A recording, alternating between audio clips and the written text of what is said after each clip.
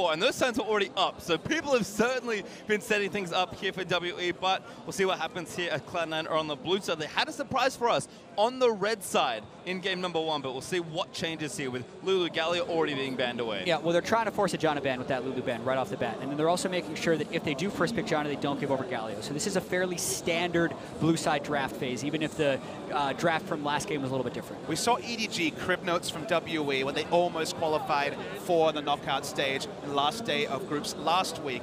I thought maybe would they leave open the Janna and answer with the Soraka, which is of course what RNG were doing yesterday, but they're going to take away the edge meta supports and at least ban away the Invoke supports. That does mean there's going to be more open. The Xiye, for example, that was heavily contested in the previous game is available so far. Yeah, and then now, which is the ban going to be? I feel like if you're in the position where you have to give over either Xiye or Tristana, you don't ban either, and you make it a trade scenario. And that also de-emphasizes the first pick priority of either Tristana or Xiye, so I'm really curious what C9 ends up going with. Sneaky has been firmly on the Xiye train at World, specifically in the group stage, has been taking it over a lot of other priority picks went up, but the tournament meta ends up superseding. This is very much a recent thing where Tristana first pick is becoming eerily normal. And I've been waiting for this pick for a while, and I'm actually very surprised that C9 went with Tristana, because in all of the games where we have had Tristana first pick, we've seen a Xiye ban. And bans are supposed to be better than the things that you are first picking, but C9 opts otherwise, and that does mean a lot of stuff is going to be going over to Team W here. And Mystic, usually happy to take the Xiye, actually will retake... If he just wants Kog'Maw. Kog'Maw, yeah. That's a Mystic thing. It's something that he would first pick in the LPL. They want to be able to carry with that pick, and they're just going to do it again. It's one of those surreal knife's edge where you look at Cloud9 and the fact that until the previous game, they basically won after 10 minutes with a gold lead or lost, and you say, okay, well, of course we need to reinforce our early game. We don't want to get run over. If you're a defensive mindset team, which is WE pre-Worlds 2017, you say, let's outlast them. Will it be to the same degree of greed? We are not sure, but WE seem to be trying to outlast once again. And I'm so glad Cloud9 did it. I like the Sejuani pick for WE, but they take the Jarvan and they steal the Taric. Immediately. They took that as fast as they possibly could. That's kind of Ardent support number 4, and Karma is Ardent support number 5, unless you want to flex to something like Sona or Soraka. Karma, by far the most common version. And I want to note that one of the things I thought about with Cloud9's play is they're playing with an invading jungler. Why is there no Thresh? Why is there no Engage? Why has it been only Janna Lulu from Smoothie? Smoothie 7-1 on the Blitz in summer season. He's 5-0. Taric is actually freshly undefeated since summer started on this particular pick. He was the first big Taric from NA that I noticed when I was starting to see the pick come into the league and come into all the regions at the same time. So I'm happy to see a bit more playmaking. It's still an Ardent support, but a bit more playmaking available for Smoothie. Well, there's a Gnar ban for WE, so again, I don't think either top laner really wants to give this champion away. Very good in so many of these kind of tanky matchups that we see. Even though Impact did have a nice game on the Shen versus the Cho'Gath, WE going to cut one of his options away. And Cho'Gath, both available so far. Does WE try to swing the pendulum for a ban? We know that 957 will confidently take the Shen himself if it's available. Both of the top laners have held Shen poses in their player pictures. They're very comfortable on that pick. And the fact that they're banning Shen, I think, even more sets up the Cho'Gath pick if they want to just get that giant front line in there one more time and take it to late game, so to speak. Base ban for C9, Cho'Gath. The next one this time, not Lucian though, so kind of makes sense. We'll see what WE do here. Do they just kind of take the tank? Again, big frontline Sejuani is always good, so have an extra one perhaps, or maybe Rumble, another thing we've seen from the Chinese teams. Maybe not good here, given the current texture, but WE have kind of a lot to answer here in just one pick. The top lane tank and bruiser pool has been shrunken considerably with these bans. We've seen so many variations of Shen, Cho'Gath, Gnar, and also Maokai. You wondered if that was going to be a priority pick, and who would be willing to do it. I know C9 has taken Nautilus as well into the Maokai, so they're not going to have too big of a jump on it. They have to make no choices. I'm surprised that WE actually chose to blind the mid lane here. They had the Karma flex pick if they just wanted to lock into a tank, but I feel like they're leaving their options open to pivot with, say, a Rumble as a last pick if the comp allows it, or get at least a comfortable laning matchup. 957 has been on tanks, or he's been on the Rumblers. That's a singed potential blind pick being considered here. You thought Corki was bold. All right. And this is Impact, one of his famous picks way back when was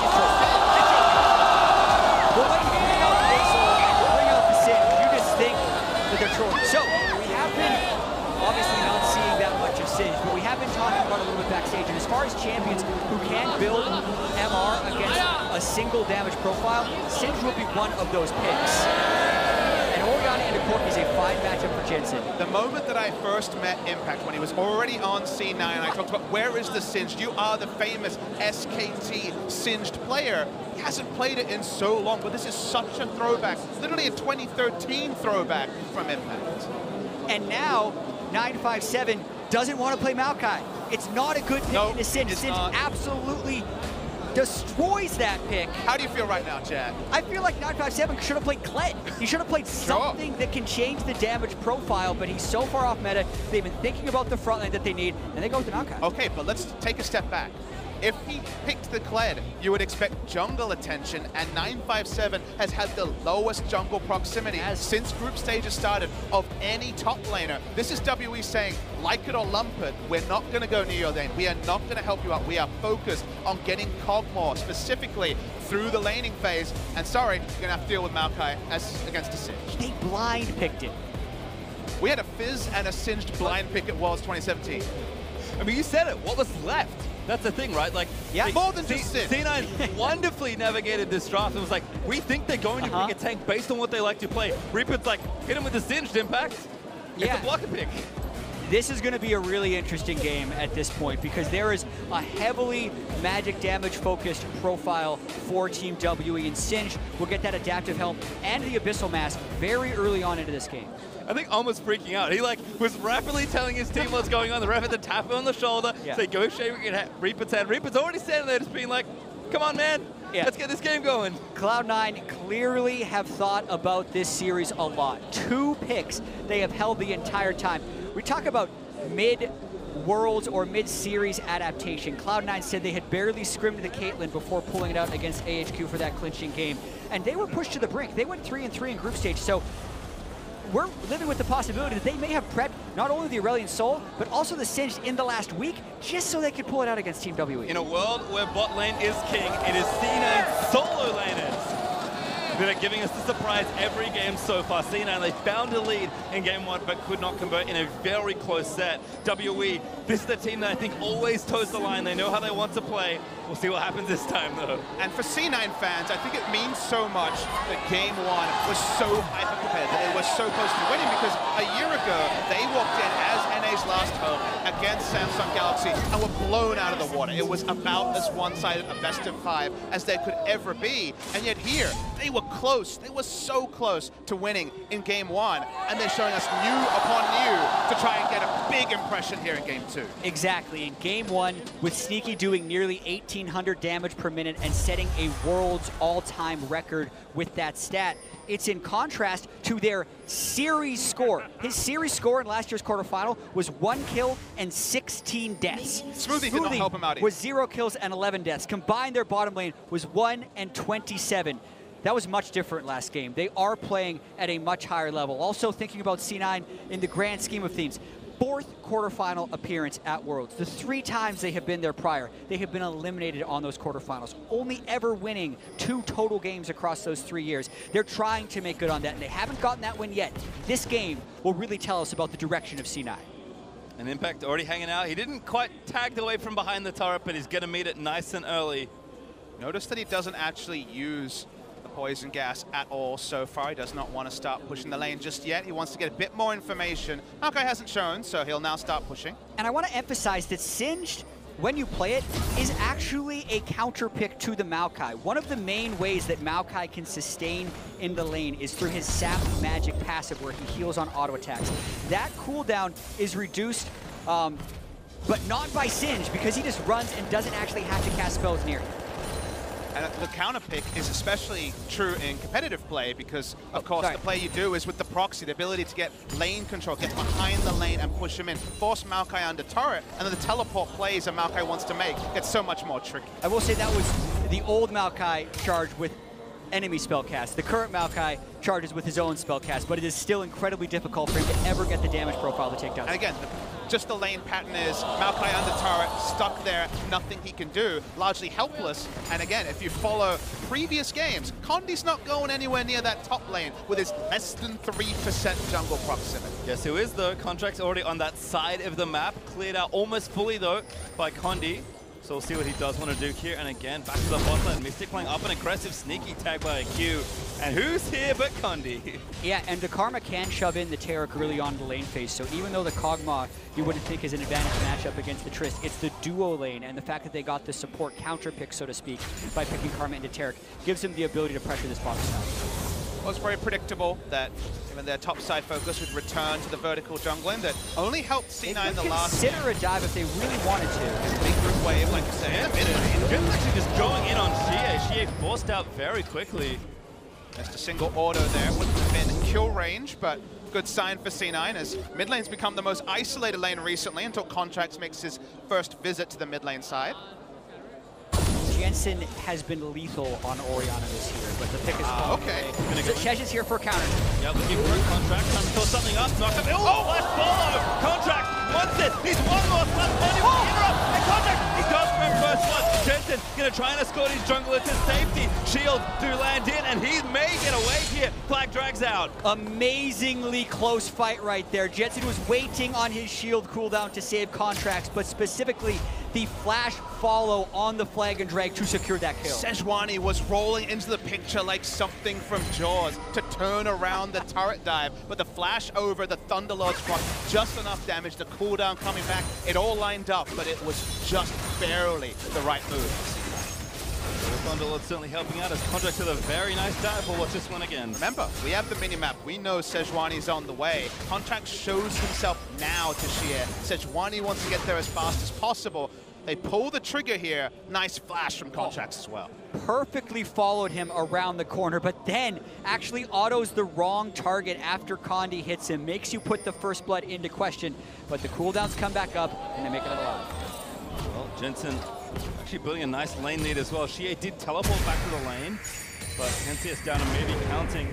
With the way that Jensen's been playing the lane, certainly have to be careful. Yeah, and Jensen's brought cleanse into this matchup, which is mainly to prevent himself from getting caught up on Maokai and Sejuani in the late game. It does nothing for his lane phase up against Corki. He's not gone with the heal or the barrier that you often see out of Orianna. So the fact that he pressured so much with that cleanse and not having that really great 1v1 defensive summoner in his back pocket does speak to how good Jensen is on this pick. I would like to talk about how, once again, we've had early vertical jungler that looks like it's probably going to be a ban, probably going to be a bit more even distribution. What I like is that with their pressure and top impact, Invader put down one ward. They also had a second ward in the enemy red side, whereas Sejuani, when she was vertical jungler on the bot side, couldn't get any lasting vision. So they're getting a turret dive, they're getting deep vision, and they're also being able to pick up the momentum. So seeing C9 just once again capitalize on their game plan since groups, the proactive jungle moves. They're doing it better than WE, and the reward so far is first. Yeah, and the control in the mid lane is huge right now. Jensen's level 6 with a 23 CS lead after she has already teleported. He's still got his cleanse, flash up, he's happy to overextend. Yep, gonna go spend his gold over the looks of things. Also had Contractz to the left of him, so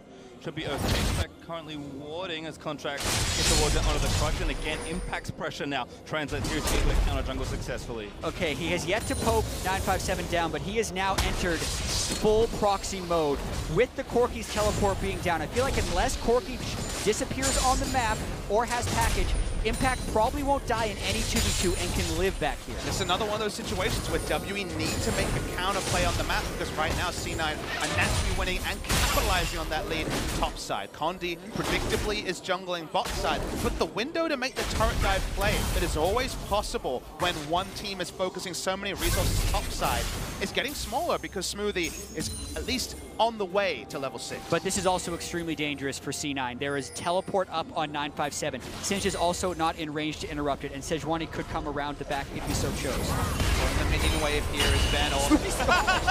Gets the big frog and Smoothie. I thought the surveillance was good enough, but gets a bit extra off that gold lead. It looks like Sneaky's C9 also just wants mid. Yeah, Xiye just forced off, but red buff as well, remember. Trying to take the turret. The two up now from WE, moving their Karma and their Sejuani towards the area.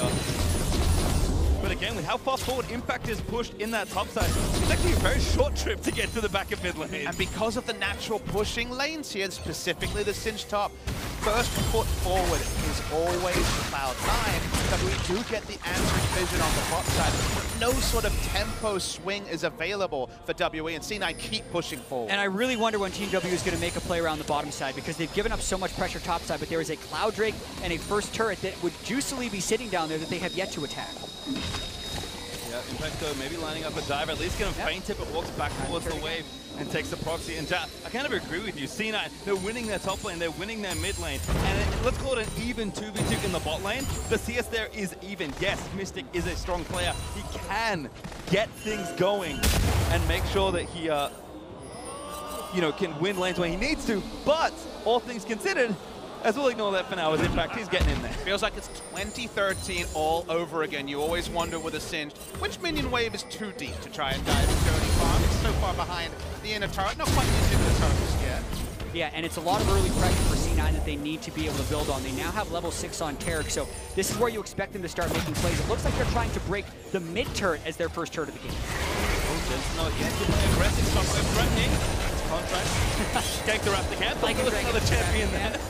And it's interesting, right? Team WE trying to defend this mid lane turret because tempo-wise, the resiliency that the mid turret has is now gone since we're 9 minutes into the game. The fortification buff is off, so they're going to continue to control ward the top side of the map and use that to try and break the mid turret. Getting mid turret will clearly allow them to continue to play super aggressive around topside, get the deep vision and maybe Rift Herald will be an easy objective, but how they use Orianna after that can be interesting. She wants a short lane to farm largely, and lane turret going down would end that. That's a bad look. Probably going to get stunned up here. Where's the ulti actually? Might be alive. Cosmic Radiance is good enough. Smoothie stays safe. So Smoothie ulti down, Smoothie healed down. That has all of their defensive tools off the table, and with the current tempo of the map, Team W should be able to take this one. Not sure why Smoothie's staying around. He's blocking, Dazzle not enough though. Damage back from Ben, Condi trying to take the ward down, but Sneaky letting it go. Trying to buy time for his jungler to get back here and for the turret to stay up. It's already below half. Jarvan's far away. Yeah, incredibly difficult to hold this turret. So WE does focus around the bottom side to get a lot of it down. Teleport, they want to dive. Buster shot from Sneaky, disengages Mystic, as WE are going to take it down. Good cancel from Xiye actually, who was the one TPing in. Mystic collects that juicy first tower gold. That is the proper play for Team W.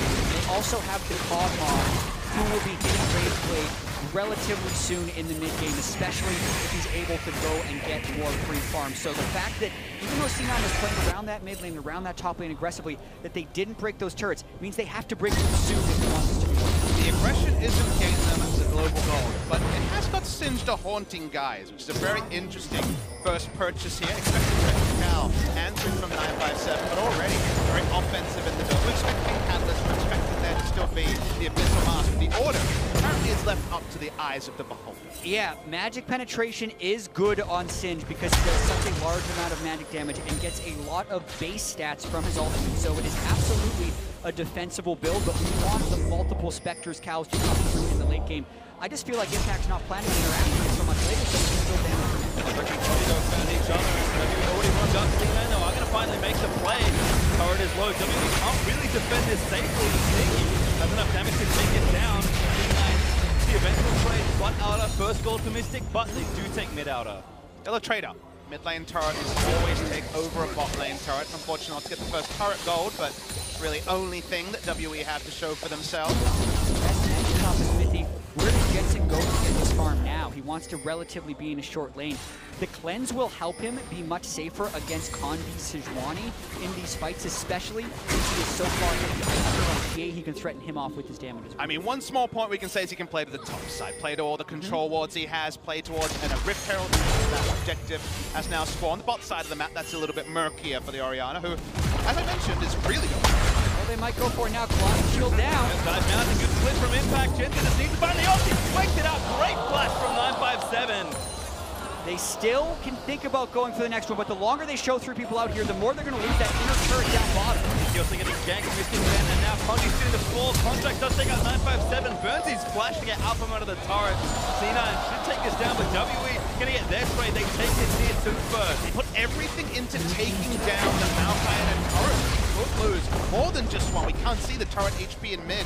It has to be falling low to the Xiye Corki. They only now pick up outer top lane turret. And gold is even. Exactly. They're probably going to lose it shortly because Team WE has the inside track to the mid lane. That is not a trade-up. You could argue that the top lane outer turret could be better than the tier 2 bottom unless the mid lane turret falls as well. Simple math, 2 is greater than 1. Correct. Team WE gets the advantage. The whole game plan of C9 for the first 13 minutes was take down mid lane turret. They kept rotating through it, diving through it. So for them to have an answering turret there for WE really equalizes the pressure, and if anything, gives WE a nose in front after C9 was proactive. Despite, again, the surprises that have shown us in draft so far, this game has certainly continued in a much more expected fashion. Sneaky and Smoothie trying to defend and stay safe, but all of the attempts for WE goes onto Mystic. So, in this kind of metagame, given now that the expected thing has happened, do C9 have enough in their solo win to pressure this game, or are WE just going to keep being WE? Well, the precedent hasn't really been set when you have a Leandri's first item sit in the top lane as far as how the rest of this game is going to play out. Because if they do not kill that Singed, he will actually shred through a lot of people, no matter who he fights, but he will be squishy at this stage of the game. So he's got to worry about that rage really Kog'Maw target sensor, as is always the case since he gets to go mad to the conversation. Lots of phrases this tournament I didn't expect to say, like at 14 minutes, a Leandri Jensen helped me take down a Rift Herald whose percentage damage, standard things in the 2017 Worlds meta. Rift Herald, like we mentioned, was likely to be a prize for C9 with all their pressure top side, and they still are top side as Ben might come and face check. The biggest prize though is of course Mystic does have some bonus and connects C9 right after the greatest finish to the fight. Just first for the back up few seconds is real. Again, we see beat up as well, but here comes Jensen re-engaged inbound, Contractz in. Nightmare Flip with a great arcane smash back into the Dazzle. He's gonna find the tank and that's gonna be a kill. You can see the squishiness of Impact actually hurting there. He flashed for a flip, which ended up being the last hit onto Mystic, but C9 ended up winning that fight by eventually getting everyone there and getting the jump onto Mystic in the first place. Don't have minion waves pushing though, so it is only 2 kills for 1, and Jensen's on a walk through the old Summoners. Oh, walks away. WE does not enough there, despite the Trinity Force finished on Xiye, who TP'd into that fight. A little too threatening again. He's had such a good leading phase. Yeah, but another critical thing about that fight is the fact that Team WE burned Flash on all of their carries, and C9 did not. So watch that Cataclysm cool down for Contractz, because they can combo that with the Shockwave in the next fight and make a big combo. So that's a big edge they'll have going into the next fight. Gonna see the replay, and you mentioned, let's see some data points about what Leandri's first Sejuani can do in any sort of a fight. We're gonna see the replay. And Mystic takes a lot of damage, but actually the terrain stops Sneaky from getting autos on priority targets. Finally the Singe comes in, assassinates Kog'Maw, no other way to put it. Like you mentioned, he bolts. Yeah, he flash flipped, but then he was in the middle of the entire Team WE team and didn't have the Taric ultimate or the Taric shields to go hit him, and Jensen hadn't quite arrived there yet. Small adaptation. You see that your enemy team has used their summons. They're going to want the group to minimize any of the chances of actually being caught out. Should have been a free Drake. It was taken during the replay. But the moment you have a massive summoner advantage, enemy team doesn't want to fight the Drake in front of them. Impact might consider going a little aggressive depending on how he does his damage. Well, Rift Herald takes care of the turret at least, so it doesn't need to be there. WE is still going as Sneaky, forced away by nature's grasp. WE, they shred turrets at this point. They're playing PvE, they're going focused on the turret. Jensen's going to come in, but the turret's already been dead. He might have to be the one to make it happen. A real engage to help Orianna get in there for the Dazzle. 5-2. Ulti caught by Smoothie, but it's defensive. He's already quite low. Slow. He's going to connect the stun. Goes very well. And Mystic snipes through the living artillery. WE will not beat the turret as Contractz. He makes play in Jensen. He's so late. He just can't get in range for his ulti. 5-2. Gets the range to down. What a play falls for WE. Timing for C9 has been a little bit off, but you could see the idea of the play for C9. They end up losing that fight in the grand scheme of things, 2 for 2, and losing their turret. But after the surprising nature, the twists and turns of Game 1, I think Game 2 has been quintessential WE at Worlds 2017 versus C9, specifically WE. Whenever their laners, specifically Mystic, breaks the turret early or even loses the turret, they always go and group with support, AD carry, and try and just barrel down objectives, get the immediate gold. They barreled down here, and Smoothie had to ult so early. And it was a 3v4.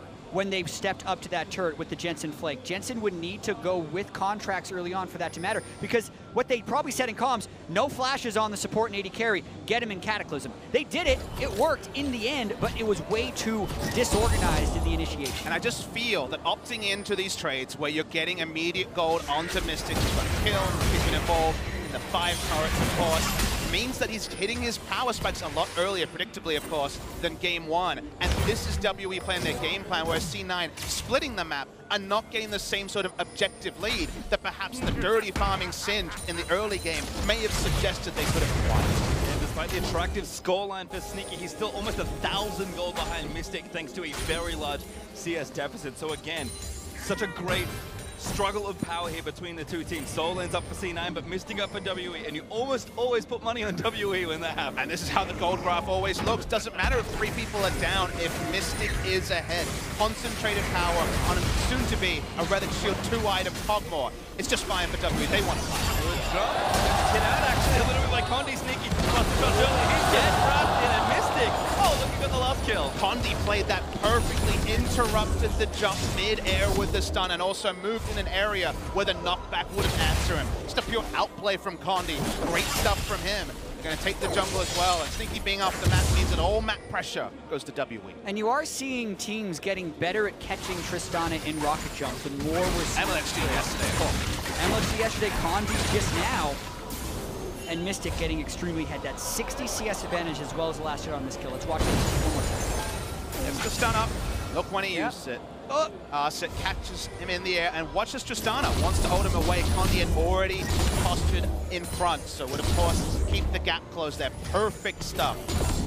The Sejuani player there, and things now are starting to fall apart a little bit for C9. Certainly in that bottom section of the map, Mystic 2 items now completed. Runaan's Hurricane once again the second. I think he's working on two, he's a little bit far behind, although Impact is making a go of this. Yeah, he's got a large experience advantage on 957, but with the Spectre's Cal on any tank, you're generally living for a fairly long time. Let's see if Impact can get away from this large beat. The rest of the team is coming, and Condi still has ulti. Nature's Grass has to outplay one. Run it. Gonna keep running away. Oh my goodness, this goal.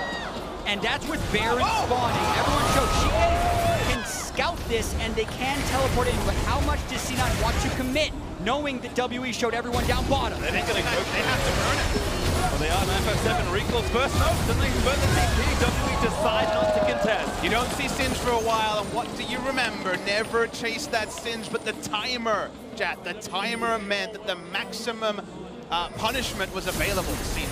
How does that happen? A 20-minute respawn against an Ardent Sensor Taric. They chase Singe and they put C9 back into this game. Every time to fight as well, C9 can find the angle with Sneaky.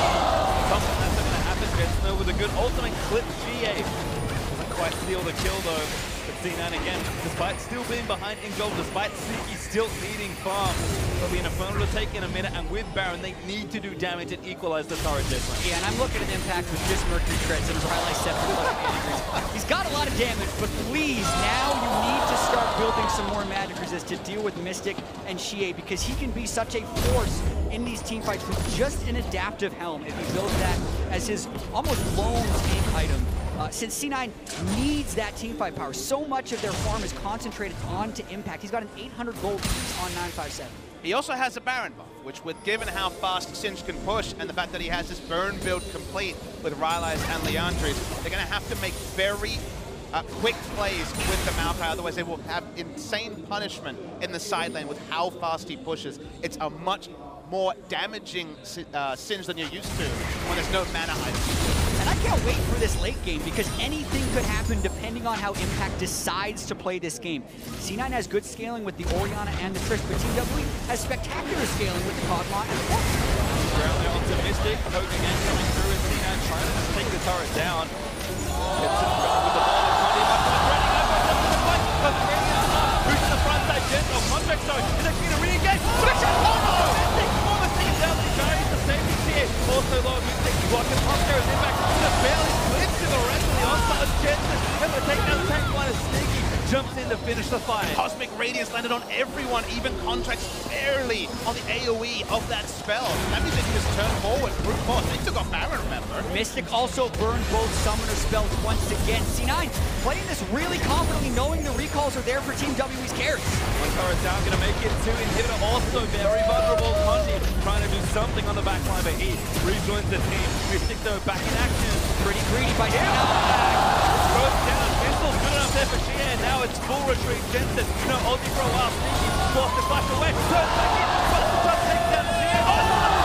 Down. Mystic seals it. With an Infernal Drake on the table, C9 tried to stick around to kill the inhibitor. That was straight up greedy. Shockwave's almost back. Finds it. Gets it. Oh my god! Contractz double up and turn around again. Smoothie cuts away. No! Jensen touches Mystic once again. Still in debt. Mystic Kog'Maw does work. But now a 1v2. 957 back in contact. He flashes it into the waiting arm of 957. And all right, it's done. Yeah, Contractz just gonna chill it out. This game is decided by inches. That's now 2 kills I can remember that Mystic's final auto attack post-flash has given him a last hit. The turnaround by C9 there by the Shockwave, nearly massive, but both teams walk away. Infernal Drake still up. It was such a deep teleport from the Maokai. 957 coming in with the home guards, looks for the target. The correct target's Deceptive. He goes on specifically to, I believe, the rocket jumping Tristana, but the fact that the Cosmic Radiance hits everyone means to re-engage. It's huge. And it's just a lethal combo with Orianna and Jarvan. Last game, so many people had a hard time getting past the front line. Orianna, Jarvan can bypass that. They then focus down 957, rocket jump forward. Impact narrowly missed his flash flip onto Xiye's Corki, but then this is an overstay. Impact down on the flank, disrespecting Xiye's burst. They try to greed for the inhibitors so early in the game, but it could mean free objectives in the future. Remember, this fight all ended with the Maokai backing. That's how long it was. WE in the picture-in-picture do pick up the Infernal, which was expected to be the trade as that kind of pandemonium started. Well, certainly we'll be happy with that given how late game 1 went. Only about 25 minutes into this one, and Baron will be respawning again in like a minute or 2, I think, given that C9 took it basically on the dot. So once again, Baron buff dropped off. Next objective traded over to WE. Gold sitting at even as the teams scale up. C9, they do have an open team that they can attack, and Impact is going down to that bot side. So we'll see how C9 kind of play their next step. Impact wants to kill him. It's going to be a 1v2. He's probably going to have to turn around. He also flanking? Question mark? Not quite. Some questionable map positions there by Impact. Actually really good positioning by Condi to cover Xiye on that push. No jungle available, really just runs into the lane distant takes. I want to posit this to you, Jatt. Where the items are at right now in a 5v5 fight with no gold lead, to me the difference between a won fight and a lost fight for C9 is the Cosmic Radiance timing. Singed right now is a damage threat, does have situational tankiness with the ult, but the Cosmic Radiance allowing them to actually take the brunt of the early damage seems to me the difference. And we've had some great Taric play, we've had much more, I would say, questionable Taric play. They do have momentum, they can use the ult proactively, but to me, that's the sign. And you also have to wonder how the team fights are going to play out, because 957 doesn't have the disengage after he initially goes in. Even though his teleport is up, that's the question. Can you fake the engage to get the Taric ultimate up? Because if they go in for the engage, Smoothie counters it with ultimate, and then their carries are still in range for a Cataclysm Shockwave combo, C9 has a huge advantage in those fights if it plays out like that, but it doesn't have to. WE can play a little bit of in and out, and when Mystic's flash is up, it is all the more lethal. Yeah, that's the timing when they probably feel like they can push out a little bit further. To me, that is the big factor, so they have at least one reset for the inevitable Cataclysm into Orianna Shockwave combo. That's time to push up. Contractz actually onto Ben. Always good to take out the Ornn if you can. Dazzle not angled quite enough as Ben blast turns off to safety. Impact does get a lot of work pushing down towards that side. And Contractz pretty tanky with the adaptive helm, actually face tank Xiye. Yeah, when they can get multiple adaptive helms, it will be huge for them this game. It is very difficult for WE to break through the damage here. Also, Mystic was forced into a head shrinker because he doesn't want to get one shot by that Shockwave combo. Well, good for C9. Actually equalize the turret difference finally as they take down the bot tier 2. Baron up in 13 seconds. Condi knows what that means. It's time to grab some vision. And I heavily think that with the recurve, I was going to say with Zen to get even more magic than this, but now they have already completed the Bilgewater, so try and power through the Singe, whose armor purchases are probably quite far away. Yeah, I think so much of it does just have to do with lifesteal if they're expecting these to be long fights. There's a tank line that he's trying to cut through. The Wit's End will help reduce the magic resist, but just literally lifesteal is so important for Mystic to always be at full health. Full health plus a locket shield means the Shockwave probably doesn't kill him. And I take that point well, because Ginsu's Rage, the Hurricane, so many different lifesteal appliers, you probably out lifesteal damage better than you actually reduce damage. Something like the Wit's End. Mystic about to be spotted in top lane though in C9. That's probably their cue to retake vision around the Baron. Speed Train is WE's. They'll have some unsweepable vision for about 40 seconds, but again, Pink Ward's being placed. C9 looking like happy to force here despite the gold being even. They know their kind of timings have been hit pretty well, and for some fumbles in the early game, now looking very good in the mid. You can see what sort of play pattern Sneaky wants to play. He's gone for QSS and delayed further damage because he wants to be able to take those extra autos and explosive rush it and try to take turrets. But yeah, they're trying to rush Baron basically off spawn. And this is with Mystic in base. That's why they're rushing, but they have to worry about the steal. It could just be a straight up 50-50. That's what yesterday. Now they're going to pull on, look for an engage. Contractz has found one. Jatt a little hit. Move back into the team. 957 getting shredded down. Cosmic Radiance. See that continue to play. Mystic though does get out, flushes out to safety. 957 somehow lives. Impact getting shredded down by the rest of the mark. But then knock him on the bench to take him down. Sneaky still good as Impact still somehow alive. How did that even happen? Almost two dead on the side of WE. 957 has been starved of farms thanks to facing up against a Singe, so they actually have a ton of burst damage to get on him early. The question is, how do they turn back to Baron? The Taric Baron is insane. He heals everyone up with the Ardent Sensor and his Q. Condi's going to have to go for heroic skills, down to 4,000 already. They don't even see it yet. Late TP, Condi, feeling through. Taking it down, but now the fight could start off. Mystic, no flash, has to play aggressive Impact, tries to move the rest of the team away. C9, a little track is free hitting. Tries to disengage. Sneaky, took down Condi, and now going to make it out to safety. Actually keep going, Cloud9. I think they know they can make something happen here. Dazzle is good, finds 957, stuns him up there. Look on! Oh my goodness, they caught Mystic. Jensen able to grab the shockwave and the assassination. Now Xiye, the next to go down. Jensen with a crucial double kill. Impact Singe drifts through the team to get into melee range of Kog'Maw and flip him back. Things you didn't expect to say today, Papasmithy, is the theme.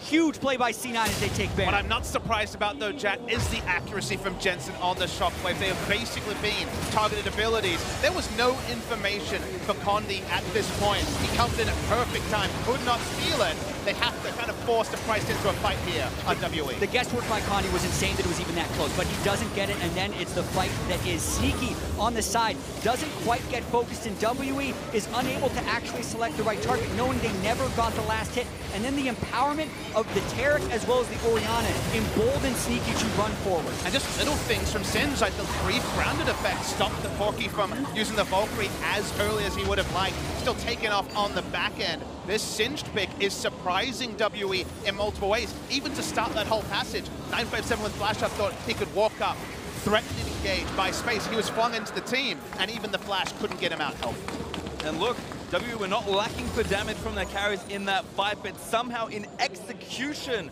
around a very tense Baron, it is C9 that come out on top. And a blind pick Singe is the sort of thing that will annoy the hell out of the coach of WE. Owen will have to decide, do we have to ban it? If they're willing to blind pick it and we don't have a strategy for it, that might have to just be a permanent ban. Yeah, and remember, it was blind picked after so many of the other top laners were banned away.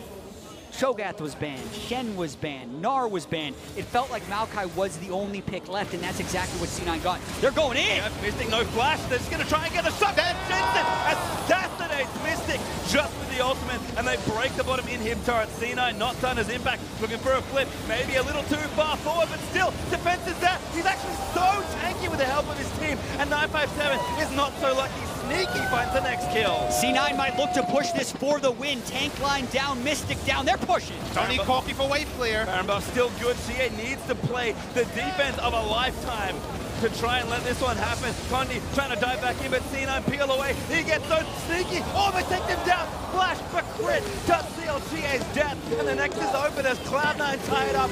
Gentlemen, we have a series. Mixing the old with the new. Jensen's Orianna, probably his best pick this year. And then out of the blue, Impact Singed is something that Team WE is unable to deal with. The team fight coordination was a little bit lacking in game 1. C9 found the combo here in game 2. They found the combo by pulling from the history book such a vintage pick from Impact from back on his SKT T1 Team 2 days. Not even T1K, not even the eventual SK Telecom they are today. He looks proud in the front, and he should be. They play around the Singe in team fights. Crazy to even say that sentence, but with Janna banned, they thought team fight Singe could work, and it worked a treat. And the grins on their faces, they know what they just did.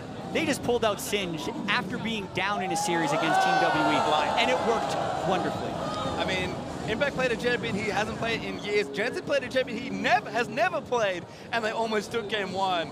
Yeah, but that also puts us in a position where you're wondering what's going to happen next game, because it is 1-1. Both of these games were very close for long periods of time until they were broken open by some big-time team fighting. So this is one hell of a series. C9 clean it up, and they tie it up as well. Let's send it over to Dash and the analysts, though, to get their thoughts on how game 2 played out.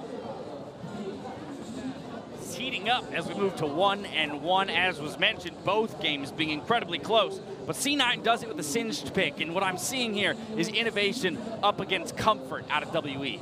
Yeah, it's pretty much the Singe, the Aurelian Soul, all of these cool bags of tricks, these unique strategies that Cloud9 keep hitting them with, and Team W are like, yo, pick me Kog'Maw blind for the millionth time this year. I miss us. But the Kog'Maw pick has been answered by Singed before. In the promotion tournament of the LCK, Singed into Kog'Maw has been a great one, especially with Flash, because as we saw, you just run at him with the Righteous Glory, you fling him into the back of your team, and it has more of an effect than any of the other tanks that currently engage into the carry. So I actually think it's a great pick that we might get to see more in this And series. Kobe on the dive, you called it out. It was asked what would be the next out-of-meta pick, and you said Singed might be the one. Singed was the first one because he had already been making a resurgence in Korean solo queue, and so many of the people were talking about, oh yeah, but in competitive, you know, you can't really split push that much. As my boy Crumbs here pointed out, with the Flash onto an AD carry that doesn't have its own dash, they play around the Flash cooldown really well. And as we said in the opening dash, Cloud9 are not a team to stagnate out on that stage. They're going to come back. They will not lose in the same fashion over and over. And this is where we look at Reaper, right? Putting together such an intelligent draft, because certain things had to fall into place from Team WE in order to enable that composition. You needed to have, you know, that confident Kog'Maw pick so that the Singe could follow up and abuse it, as well as the Taric and the Jarvan, which kind of give permission for the Singe to roll forward and ultimately hit that Orianna shockwave rather and zero him out. Yeah, I'm going to hit it a little bit harder. Reaper has frankly outdrafted Coach Home twice back-to-back in massive ways. The only reason Cloud9 didn't win game number 1 came down to an execution thing, but they've been blasting out of the gate every single time. And the thing is WE haven't shown anything. Yes, they were trying to go through this series just playing the same old composition. So the question is, do they now have innovation and adaptation? We've seen the Caitlyn pick from them, but we haven't really seen anything else. Game 3 would be the time to bring that out in response to Cloud9. Before we get to Game 3, let's watch some team fights. The first one coming at 23 minutes in the mid lane. Yeah, and this team fight starts with WE engaging onto a Baron of Cloud9. So already they're at a bit of a disadvantage, but they have the surprise factor. And look at the Taric ultimate. It gets popped right away. But the big key, the re-engage from Cloud9 is with Contractz, the Cataclysm into the Shockwave. 1 millimeter any direction would not have connected that. And in the end, it just drags out so long. But because C9 is a little bit stronger here, they walk away victorious. Multiple plays like that, though, that put Cloud9's teamwork on display, and the communication was much better in this game, much like it's been much better for us on the desk recently. And they were able to pull out these plays where they continually find the Kog'Maw and punish that Flash. And you can see Team WE trying to play around this. Again, C9, they have a beautiful engagement to take down the first tower, but then they just overreach slightly, to which Team WE will punish them straight into an Infernal Drake. So if they can eliminate those moments, then Cloud9 look better across the board. And speaking of overreach, I felt like WE actually had a good grasp of the early game. They saw the Singe applying pressure, and instead of acknowledging the Singe, okay, let's go push the bottom side of the map. They continuously opted into better trades, and I felt like, okay, they know what Singe does. they'll handle it, except they forgot about the Teemo taunt that Singe has. They sent 4-man to bottom at 20 minutes, and so Cloud9 just gets Baron. The number one rule in League of Legends, you do not chase the Singed. If you're watching this and you don't know that, now you do, and you have no excuses. But you talk about Barons, there were a couple Barons in this game. The first one came early. The second one is our Acer Predator replay here for game 2. C9 coming up big with the smite and the fight. I mean, frankly, the greater sin was the fact that they chased Singe while the Baron went up, but this is actually the second one, and everyone's heart stopped. I saw Kobe clinch a little bit as Condi got into that pit, but in the end, Contractz finds the smite. Yeah, against the son of Baron, you don't really want to go for these, but they managed to secure it. And in the end, you've got Tristana just taunting the Maokai. W me, I can rocket jump back in. You don't expect the Tristana to be the one going forward, but Cloud9, they have numbers advantage. It's back to that communication, though. The fact that Sneaky holds his W until the Taric stun is available, knowing that Smoothie's next to him, it's just orchestrated so well across the board. And I have to say, Smoothie has been super underrated here because Olay, kind of eclipsed him during the North American LCS summer, and so many awards were going his way, and it was all about initiation supports. Smoothie is such an adaptable AD carry. He's also stepping up in shot calling for the team. Excuse me, ADC, support. Who knows? Maybe he can play AD carry, and we still have 3 more games, ideally, to find that out. Could be another curveball that C9 decides to throw. Refocusing towards game 3, though, as the series is all tied up. Again, the onus is on Team WE now, having just taken a blow to the face.